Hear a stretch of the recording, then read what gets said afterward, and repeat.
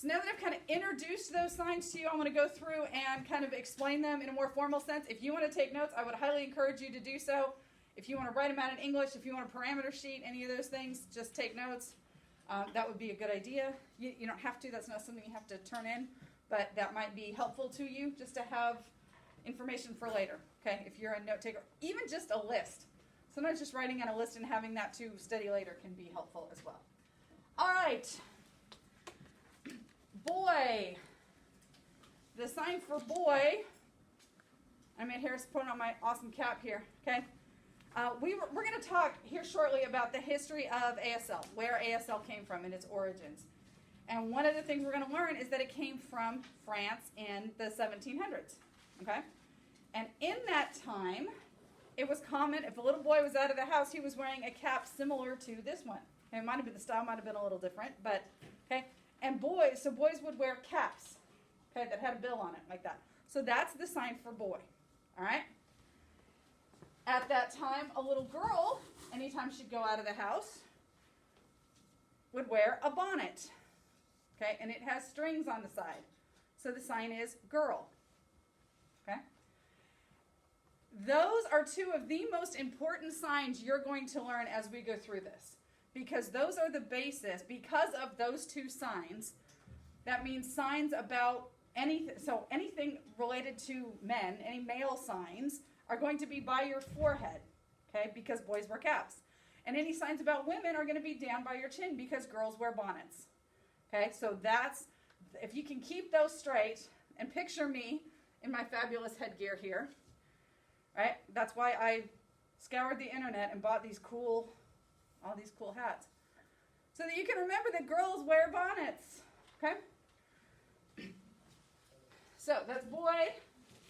Now, I tend to do it this way. Some people just do it this way, boy. Okay, both are correct, boy or boy. And girl, so it's an A hand that kind of just goes down your chin line, right where that bonnet strap would be if I had tied it. Some of these I didn't go over in my story. When Harris first met our lovely Abby, he was single. So it's a one hand, palm out on both sides of your mouth. Single. He was not yet in a relationship. Okay, in our little story here, I'm not speculating on him in real life. All right. But then he sees Abby and how lovely she is. She's beautiful, and he can't help himself. He has to hey, right? And he gets his phone out and he starts texting her and he starts to flirt, right? Because when Abby sees that he's interested, she starts fluttering her eyelashes at him. So that's where that sign comes from. Even if it's not here in front of your eyes, a lot of people sign it here, and you can't actually wiggle your eyelashes that way, right? Your eyelashes actually do this, but not the point. That's the origin of the sign, flirt, okay? So he flirts, she flirts, they're flirting with each other. And then they start to date. So this is kind of like the sign to meet, right? But really they keep meeting, right? Because he took her to the dance, and then he took her to the movies, and then we're assuming there's a world of movies. So 1 week they went to the dance, and then the next week they went to the movies. Okay, so that's where you saw that sign. Yep. So they're dating. Okay. They're together.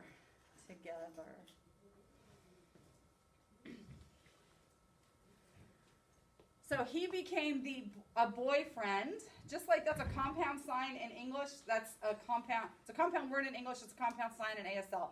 Boy and friend. I think we talked about the sign for friend at the very beginning of the year, a long time ago. Boyfriend. So this works the same way. Girlfriend. If you want something that's gender neutral and much faster to sign, you can use the sign sweethearts.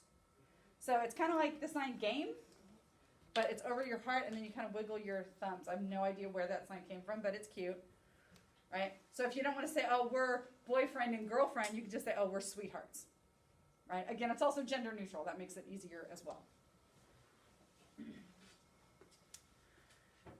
So at first, our young man was just enamored by her beauty and her figure and her wonderful makeup. But over time, he comes to see what a really great and truly wonderful person she is, and he falls in love.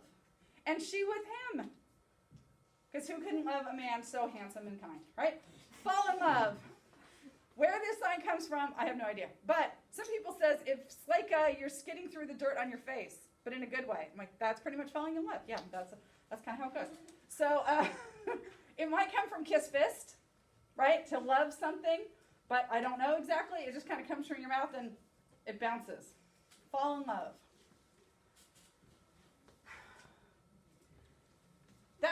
That's like romantic falling in love. This is just love in general, right? This, you've probably seen this before. This is I love you because there's the I and the L and the Y.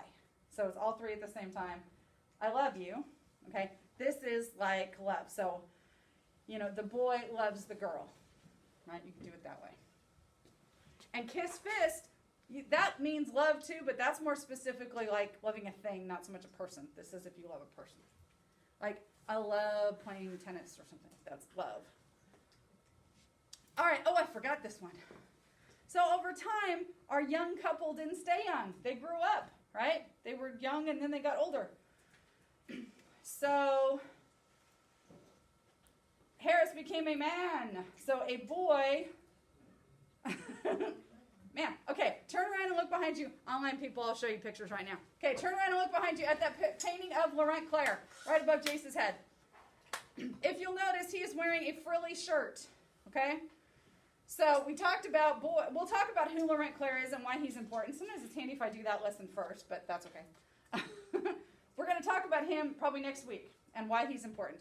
But if you'll notice, he's wearing a frilly shirt. To the right of him, there's a poster of a woman holding a baby. That is his wife and one of their children. You notice she's also wearing a frilly shirt. Look at little Elizabeth, the baby. Is she wearing a frilly shirt? No. Why would you not put a toddler in a frilly shirt? Hello soup, right? That's going to make a huge mess when you spill it all over you. Okay, so only a grown-up is going to wear a frilly shirt, because if you put a child in a frilly shirt, they're just going to spill all over it. Okay, so a man is a boy in a frilly shirt. That's originally the start of that sign. Now, does that mean to be grown up you have to wear a big fancy collar? No, but that's the origin of the sign. And like I said, we'll see why those people and their fashion is important to ASL later. But for right now, we're just going to go with that. So it started with that sign fancy, boy fancy. Now it's just man, right? You can sign it that way, or you can even just leave it at 5-hand the whole time and do this, okay? Same thing with with woman. Eliza back there, the mom is in, so woman. She's also wearing a frilly shirt, or woman. You can do it that way too, okay? So boy, man. Girl, woman. We good so far? Okay, take a minute and sign through those on your own.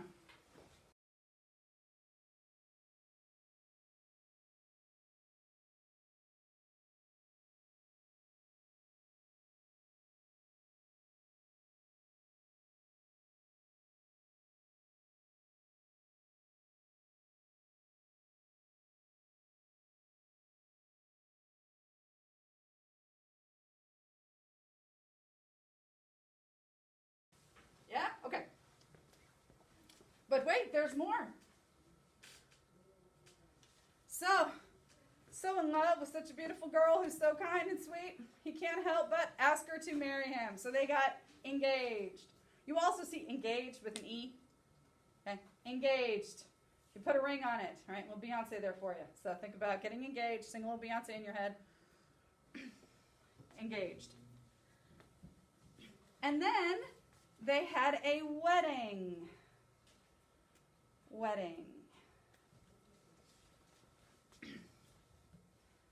There is a very old tradition, this dates back to even the Middle Ages, of what they called hand fasting. And it actually has come back. I actually went to a wedding where they did this. So it was a very old tradition that kind of went away for a while, and now some people are actually doing it again. And what they do is the couple hold hands, and while they hold hands, the priest will tie these ropes around them. Not actually like tie them together, right? It's all symbolic, but the idea that he is binding their love, right? He's binding them together forever. And so each rope and the color represents a different aspect of their commitment to each other, okay? And other times, sometimes in a Catholic church or an Episcopal church, where the priest has got a big long, what's it called, cowl, the big long cowl, he will have them hold hands and then put that over their hands and pray over it to kind of mark their commitment, right? That they've made that commitment in front of God.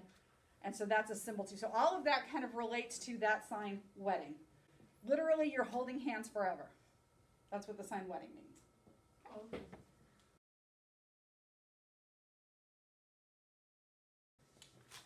All right, married is a little different. Married. Now, I do this kind of swoopy thing. A lot of people just sign married.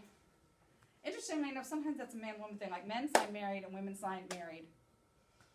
It's kind of cool. I mean, I knew some people signed it different, but it didn't occur to me it was a gender thing, but it is. Wow. So married. And again, holding hands forever. It's just a different kind of orientation there. Now, very important. This is the sign married. This is the sign hamburger. Do not get them confused. Okay? Very different things. So, married, you stay holding hands. Hamburger, you have to flip over.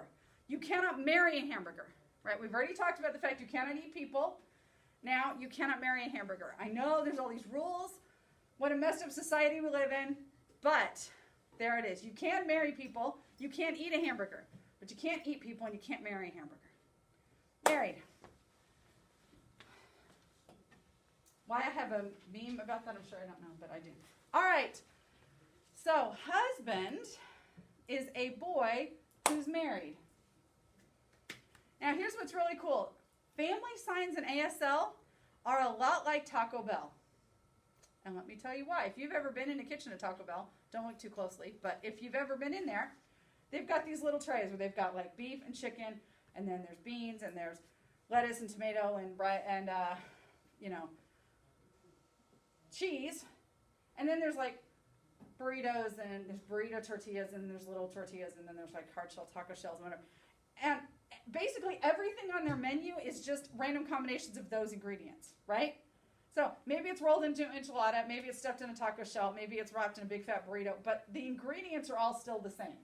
But then there's this whole list of combinations of different things you can eat. Okay? ASL is kind of the same way. We have these basic building blocks, these kind of handful of signs that we have, like boy, girl, married, and then we can put those together in different combinations to make different words.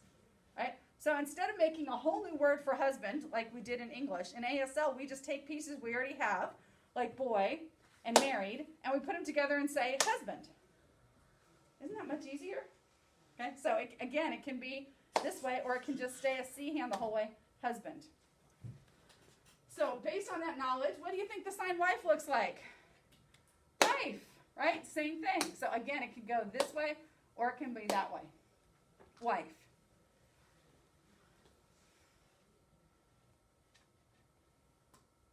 All right. Are we there yet? Yes. Actually, we're going to stop there for right now because that was a lot. That was a lot of vocabulary. But hopefully you've got a good start on this and you can start to see those pieces. Make sure you practice these, and I'll give you some. Well, I'll definitely give you some other ways to go over them and stuff like that. But hopefully that was a good introduction to family signs. Oh, that's another one I forgot to teach you. The sign family. Okay, this is like a group of something. Okay, this is a specific kind of group. It starts with an F, so family.